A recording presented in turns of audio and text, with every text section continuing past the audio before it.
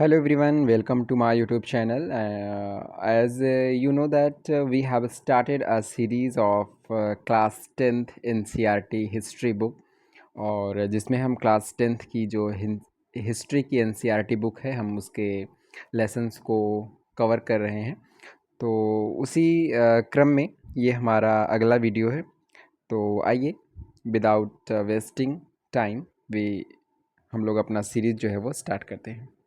तो आज का जो हमारा टॉपिक है वो है the making of nationalism in Europe, यानी यूरोप के देशों में राष्ट्रवाद की भावना को कैसे बनाया जाए, कैसे लोग एक दूसरे के संपर्क में आएँ और कैसे उनका एक दूसरे के लिए और उनके क्षेत्र के लिए उनके अंदर प्रेम जगाया जाए, राष्ट्रवाद जगाया जाए। तो कह रहे हैं if you look at the map of mid 18th century, ठीक है, अगर आप मध्य 18वीं शताब्दी यानी लगभग 1750 के आसपास के यूरोप का जो मैप है अगर आप उसको देखते हैं तो you will find that there were no nation states as we know them today. कहने का मतलब कि जो यूरोपियन कंट्रीज़ हम आज देख रहे हैं वो देश 1750 के मैप में आपको देखने को नहीं मिलेगा। What we know today as Germany, Italy and Switzerland, यानी जो आज जर्मनी, इटली और स्विट्ज़रलैंड के रूप में जाना जाता है, वे आर डिवाइडेड इनटू किंगडम्स। वे जो क्षेत्र हैं वो कई सारे राज्यों में बटे हुए थे। Duchies and cantons whose rulers had their autonomous territories. ठीक है, तो इन जो एरियाज़ के शासक हैं उनका अपना खुद का स्वायत्त क्षेत्र हुआ करता था, यानी ये सारे क्षेत्र जो हैं जर्मनी, इटली, स्विट्ज़रलैंड, ये सब राज्यों में बटे हुए थे। उस टाइम पर आपको जर्मनी, इटली या स्विट्ज़रलैंड जैसा कोई देश देखने को नहीं मिलेगा। कहने का मतलब यही है। Eastern and central Europe were under autocratic monarchies, यानी जो पूर्वी और केंद्रीय यूरोप का क्षेत्र है वो ऑटोक्रेटिक मोनार्क के शासन के तहत था, यानी वहाँ पर एक स्वायत्त राजा हुआ करता था जो सर्वे सर्वा हुआ करता था उस एरिया का, और उसका शासन पूर्वी और केंद्रीय यूरोप पर चलता था।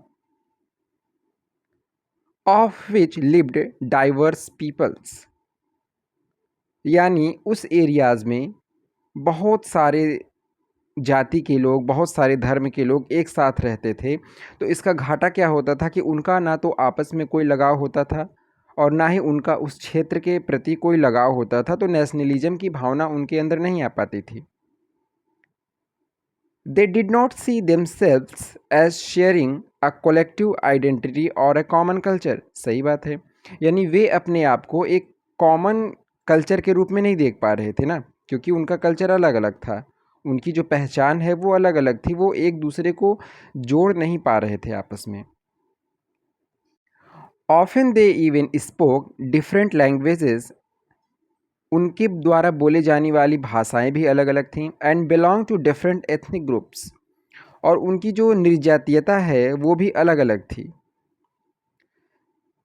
The Habsburg empire that ruled over Austria Hungary, यानी बता रहे हैं आपको कि जो हैब्सबर्ग साम्राज्य है जिसका शासन चलता था ऑस्ट्रिया और हंगरी के ऊपर, for example was a patchwork of many different regions and peoples. तो यहाँ पर क्या हो रहा था, बहुत सारे क्षेत्र के लोग, बहुत सारे धर्म के लोग, कल्चर के लोग वहाँ पर एक साथ रहते थे।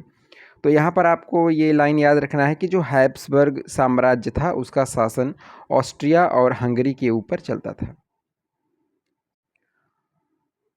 और it included the Alpine regions. अब आपको बता रहे हैं कि अल्पाइन रीजन्स में क्या क्या आता था। Tyrol, Austria, Suden Sudetenland as well as Bohemia, where the aristocracy were predominantly German speaking, यानी इन एरियाज़ में जो निरंकुश शासक हुआ करता था और जो लोग हुआ करते थे वहाँ पर, उनके द्वारा जो भाषा बोली जाती थी वो जर्मन भाषा होती थी। It also included the Italian speaking provinces of, यानी कुछ ऐसे प्रोविंस जो इटली भाषा बोलते थे वो भी इस एरियाज़ में आते थे जहाँ पर हैब्सबर्ग अम्पायर का शासन चलता था। तो जो इटली स्पीकिंग प्रोविंसेस थे उनमें क्या क्या आता था? लंबार्डी एंड वेनेशिया। अब बता रहे हंगरी में क्या होता था। इन Hungary half of the population spoke Magyar, यानी हंगरी की आधी जो जनसंख्या है वो मैग्यार भाषा बोलती थी। While the other half spoke a variety of dialect, बाकी की जो 50% जनसंख्या थी हंगरी की वो अलग अलग भाषाएं बोलती थी। इन गैलिशिया द एरिस्टोक्रेसी स्पोक पॉलिश, ठीक है, जो निरंकुश जन शासक हुआ करते थे वहाँ पर वो लोग क्या बोलते थे? गैलिशिया में पॉलिश भाषा बोलते थे। Besides these three dominant groups, तो अभी अभी जो हमने तीन अलग अलग ग्रुप्स के बात किया जो वहाँ पे जिनका दबदबा था, डोमिनेंट थे वो लोग, they are also lived within the boundary of the empire. ठीक है, तो वो क्या रहते थे? साम्राज्य के सीमा के भीतर ये लोग रहते थे। And a mass of subject peasants peoples, यानी जो पीजन्स पीपल हैं, जो किसान जनता थे, वो कहाँ रहते थे? बोहेमिया में, स्लोवाक जो नॉर्थ के साइड में था, स्लोवेन्स कैरिनोला में एक जगह था, Croats to the south, south में आपका Croats area, and Romans to the east in Transylvania, पूर्व की तरफ ट्रांसल्वेनिया में रोमन्स था। Such differences did not easily promote a sense of political unity, जैसा मैंने आपको बताया कि अलग अलग धर्म के अलग अलग कल्चर के लोग थे, तो उनके अंदर उस क्षेत्र के प्रति प्रेम जगाना बहुत मुश्किल काम था, और एक राजनीतिक एकता भी उनके मध्य लाना बहुत बड़ी बात थी। The only tie binding these diverse groups together was a common allegiance to the emperor, सिर्फ एक चीज़ कॉमन था उन लोगों के अंदर जिसने उन लोगों को बांधे रखा था, वो था उनका राजा के प्रति समर्पण। ठीक है, एलिजियंस टू द एम्परर का मतलब राजा के प्रति उनका समर्पण। बस यही एक रीज़न था जो उन लोगों को उस एरियाज़ में बांधे रखे था, नहीं तो उतने सारे डिफरेंट काइंड के लोगों को एक साथ रखना बहुत मुश्किल काम था। ठीक है, तो वही इस टॉपिक का मकसद है कि आखिर में नेशनलिज्म को वहाँ पर बनाया कैसे गया, नेशनलिज्म वहाँ पे लाया कैसे गया जब इतने डाइवर्स लोग उस एरियाज़ में रहते थे। How did nationalism and the idea of the nation state emerge, तो वही कह रहे हैं कि आखिर में जब इतनी प्रॉब्लम थी, इतने डिफरेंट कल्चर के लोग एक साथ रह रहे हैं, तो उनके अंदर राष्ट्रवाद की भावना आई कैसे, और ये जो देश आज हम देख रहे हैं आखिर में वो बना कैसे, उसका निर्माण कैसे हुआ।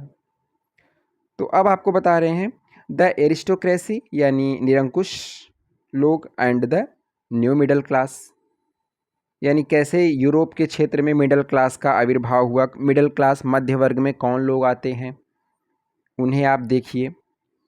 तो सोशली एंड पॉलिटिकली, यानी सामाजिक और राजनीतिक तरीके से अगर देखा जाए, a landed aristocracy was the dominant class on the continent.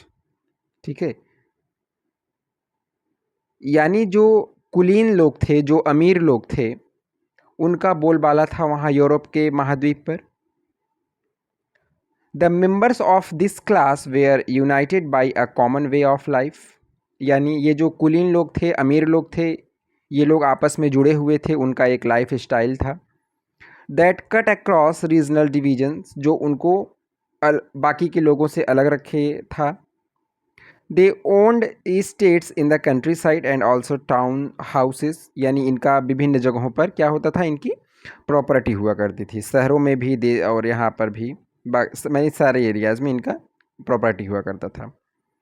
They spoke French for purpose of diplomacy and in high society, यानी ये लोग फ्रेंच भाषा का प्रयोग करते थे जब ये किसी पॉलिटिकल या डिप्लोमेटिक बात करते थे।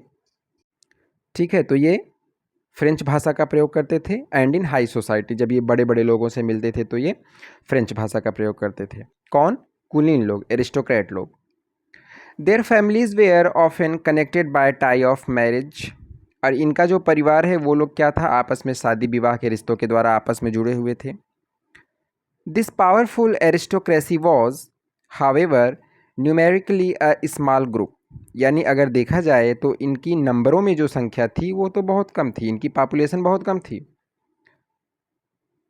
The majority of the population was made up of the peasantry, यानी जो पॉपुलेशन ज़्यादा थी वो किसकी थी? किसान की। ठीक है, तो किसान की जनसंख्या ज़्यादा है, कुलीनों की जनसंख्या कम है, लेकिन समाज में दबदबा किसका था? कुलीन लोगों का। टू द वेस्ट, अगर हम पश्चिम की साइड में बात करें, यूरोपीय क्षेत्रों में, the bulk of the land was farmed by tenants and small honours, यानी वहाँ पर खेती की जाती थी किसके द्वारा? किराएदारों के द्वारा और छोटे छोटे किसानों के द्वारा, जिनके पास छोटे छोटे क्षेत्र थे, small honours. While in eastern and central Europe, यानी अगर हम पूर्वी और केंद्रीय यूरोप की बात करें, the pattern of land holding was characterised, यानी किसके पास किस प्रकार से ज़मीन होगी उसका एक पैटर्न होता था। तो वो कैसे करेक्टराइज किया गया? By vast estates which were cultivated by serf, यानी भूदासों के द्वारा वहाँ पर खेती की जाती थी पूर्वी और केंद्रीय यूरोप में।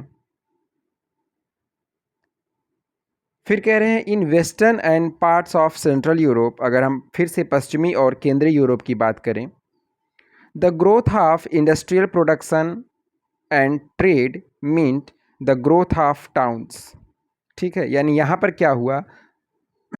औद्योगिकरण हुआ, यहाँ पर मशीन लगाए गए, तो उससे क्या हुआ? वहाँ पर लोगों का आना बढ़ा, वहाँ पर शहरों का विकास हुआ, growth of the towns.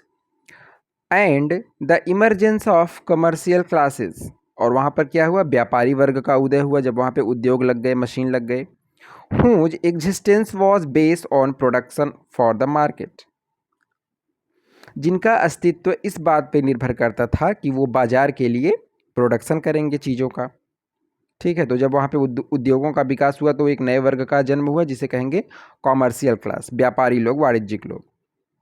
Industrialisation began in England in the second half of the 18th century, यानी इंग्लैंड में जो औद्योगिकरण है उसकी शुरुआत होती है second half of the 18th century, यानी 1720 के आसपास।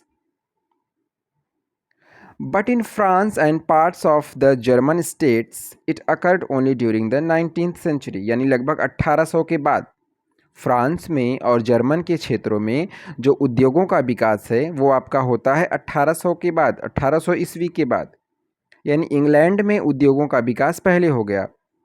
तो in its wake new social groups came into being, तो जब उद्योगों का विकास हुआ तो एक नए वर्ग का आविर्भाव हुआ, सही बात है, जो लोग वहाँ पे काम करेंगे, वर्कर ग्रुप, बिजनेसमैन का ग्रुप। तो अ वर्किंग क्लास पॉपुलेशन, जो लोग काम करेंगे वहाँ कंपनियों में। And middle classes made up of industrialist, तो इस प्रकार से मध्य वर्ग का आविर्भाव हुआ। तो उसमें कौन कौन लोग थे? जो औद्योगिक काम में लगे हुए थे, बिजनेसमैन, प्रोफेशनल्स, ये लोग मध्य वर्ग से आते थे, इनको मध्य वर्ग बोला गया यूरोप में। In central and eastern Europe these groups were smaller in number. ठीक है, तो केंद्रीय और पूर्वी यूरोप की अगर हम बात करें तो ये जो मिडिल क्लास है इसकी नंबरों में अगर हम नंबर के नज़रिए से देखें तो ये लोग बहुत कम थे। कब तक? टिल लेट 19th सेंचुरी, यानी 1880-90 आते आते भी इनका जो नंबर है वो कम ही था। ठीक है, मिडिल क्लास का। It was among the educated liberal middle classes, तो इसमें जो पढ़े लिखे लोग थे, उदारवाद लोग थे जो समाज में परिवर्तन चाहते थे। That idea of national unity following the abolition of aristocratic privilege gained popularity, तो मध्य वर्ग ही था वो जिसने क्या किया? राष्ट्रीय एकता की भावना को आगे बढ़ाना चाहा और एबोलिशन करना चाहा एरिस्टोक्रेटी का, यानी जो कुलीन वर्ग हैं वहाँ पर उसका खात्मा करना चाहा। ठीक है, यानी उनका मानना था कि समाज में इक्वलिटी बिफोर लॉ होना चाहिए, सबके लिए समान अधिकार होना चाहिए। तो किसी भी प्रकार का जो प्रिविलेज है जन्म के आधार पर ये सब खत्म होना चाहिए। तो यहाँ तक हमने समझा कुलीन वर्ग के बारे में और मध्य वर्ग के बारे में। अब अगला टॉपिक है आपका 2.2, what did liberal nationalism stand for. यानी अगर हम उदारवादी लोगों की बात करें तो उनके लिए नेशनलिज्म क्या था, राष्ट्रवाद क्या था। ठीक है, तो ideas of national unity in early 19th century, यानी 1800 के आरंभ में अगर हम राष्ट्रीय एकता के विचार की बात करें तो Europe were closely allied to the ideology of liberalism. तो यूरोप जो है वो काफ़ी हद तक उदारवाद की भावना से जुड़ा हुआ था। अब आपको यहाँ पे समझाया जा रहा है कि उदारवाद क्या होता है। The term liberalism derives from the Latin root liber, यानी जो लिबरलिज्म शब्द है ये लैटिन भाषा का शब्द है, लाइबर वहाँ से लिया गया है। इसका मतलब होता है फ्री, स्वतंत्र, आज़ाद। For the new middle class liberalism stood for freedom for the individual, यानी जो मिडिल क्लास अभी हमने पढ़ा, पढ़े लिखे लोग, व्यापारी लोग, बिजनेसमैन, इंडस्ट्रियलिस्ट, उनके लिए उदारवाद क्या था, फ्रीडम फॉर द इंडिविजुअल, यानी लोगों की लोग स्वतंत्र होने चाहिए, जनता की स्वतंत्रता। उदारवाद का मतलब उनके लिए ये था। And equality of all before the law, यानी कानून के सामने प्रत्येक व्यक्ति जो है वो समान होना चाहिए। उदारवादियों का ऐसा विचार था। पॉलिटिकली, राजनीतिक नज़रिए से अगर हम देखें तो उदारवादी क्या चाहते थे, it emphasise the concept of government by consent, यानी एक ऐसी सरकार बननी चाहिए जिसमें वहाँ की जनता का मत हो, सर्वसम्मति वाली सरकार बने। उदारवादियों का ऐसा मानना था। Since the French revolution liberalism had stood for the end of autocracy, यानी जब से फ्रांस की क्रांति स्टार्ट हुई थी, लिबरलिज्म जो उदारवादी हैं वो लोग किस चीज़ की डिमांड कर रहे थे, ऑटोक्रेसी का खात्मा होना चाहिए, निरंकुशवादियों का खात्मा होना चाहिए, राजतंत्र का खात्मा होना चाहिए। एंड क्लेरिकल प्रिविलेज, ठीक है, और जो वहाँ पे जन्म के आधार पे विशेषाधिकार प्राप्त थे, टैक्स नहीं देना है, ज़मीन पर अधिकार, ये सब। और क्या चाहते थे उदारवादी, a constitution and representative government through parliament, वहाँ पे संसद का निर्माण किया जाए, संसद बने, संविधान का निर्माण हो और एक ऐसे सरकार का स्थापना हो जो क्या हो, जनता के प्रति जवाबदेह हो। ठीक है, तो ये सब डिमांड था उदारवादियों का। 19th century liberals also stress the invaluability of private property, यानी 19वीं शताब्दी में, यानी 1800 ईस्वी के आसपास जो उदारवादी हैं उन्होंने कहा कि लोगों की जो संपत्ति है उस पे उनको अधिकार दो, जो भूदास वाली, सर्फडम वाली जो व्यवस्था है उसको समाप्त किया जाए, यानी लोगों को उनकी संपत्ति पर उनको अधिकार दिया जाए। Yet equality before the law did not necessarily stand for universal suffrage, यानी उदारवादियों ने जो इक्वलिटी बिफोर द लॉ की बात की उसका मतलब सफ्रेज नहीं था, यानी सबके लिए वोट का अधिकार प्राप्त करना नहीं था। स्टार्टिंग में हमने आपको बताया था कि जिनके पास पैसा था, जो टैक्स देते थे, सिर्फ उन्हें ही वोट देने का अधिकार था। तो you will recall that in revolutionary France, जब फ्रांस की क्रांति हुई आपको याद होगा, which mark the first political experiment in liberal democracy, the right to vote and to get elected was granted exclusively to property owning man, यानी ठीक है, जो हमने अभी आपको बताया कि फ्रांस की जब क्रांति हुई तो सिर्फ उन्हें ही वोट देने का अधिकार मिला और चुनाव में खड़े होने का अधिकार मिला उम्मीदवार के तौर पर, जिनके पास संपत्ति होती थी, पैसा होता था। मेन विदाउट प्रॉपर्टी, जिनके पास संपत्ति नहीं है, ऐसे पुरुष, एंड ऑल वीमेन, सभी महिलाएं, were excluded from political rights, उनके पास किसी भी प्रकार का राजनीतिक अधिकार नहीं था। Only for a brief period under the Jacobins, यानी 1793 से 1794 का जो काल था मैक्सिमिलियन रोबेस्पियर का। तो अगर हम सिर्फ थोड़े टाइम की बात करें तो did all adult males enjoy suffrage, ठीक है। तो जब जैकोबिन का समय आया, मैक्सिमिलियन रोबेस्पियर का समय आया 1-2 साल का, तो उसी टाइम पर सिर्फ जनता को, सारी जनता को वोट देने का अधिकार मिला था। लेकिन हम जानते हैं उसके बाद फिर क्या हुआ, नेपोलियन आ जाता है जो 1815 तक जिसका शासन चलता है। सिविल कोड 1804 में आता है। तो वही कह रहे हैं, हाउएवर द नेपोलियनिक कोड जो 1804 में आया था went back to limited suffrage, इसने क्या किया, फिर सबसे जो है वो वोट देने का अधिकार छीन लिया। And reduced women to the status of a minor, महिलाओं का क्या कर दिया नेपोलियन ने, सामाजिक स्तर थोड़ा सा डाउन कर दिया। Subject to the authority of father and husband, और क्या किया इसने, नेपोलियन ने महिलाओं को पुरुष और पिता के अधीन कर दिया, ठीक है। महिलाओं को उनके पुरुषों, उनके पतियों के और उनके पिताओं के अधीन कर दिया। भाई उनसे वोटिंग राइट छीन लिया गया, कोई भी पॉलिटिकल राइट महिलाओं को नहीं मिला।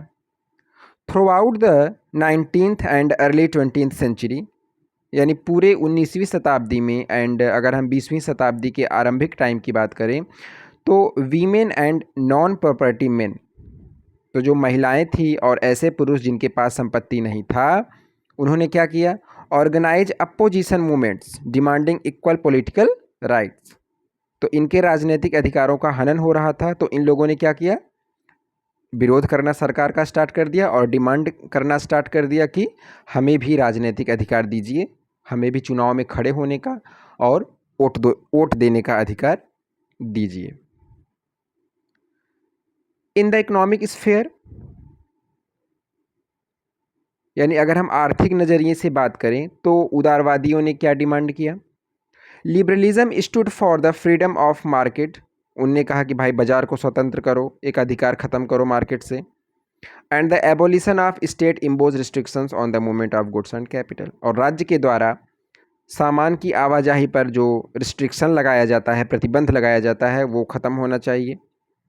ड्यूरिंग द 19th सेंचुरी, ठीक है, 19वीं शताब्दी के समय क्या हुआ था, this was a strong demand of the emerging middle class. तो उद्योगों का जब विकास हुआ तो हमने आपको बताया मध्य वर्ग का आविर्भाव हुआ था।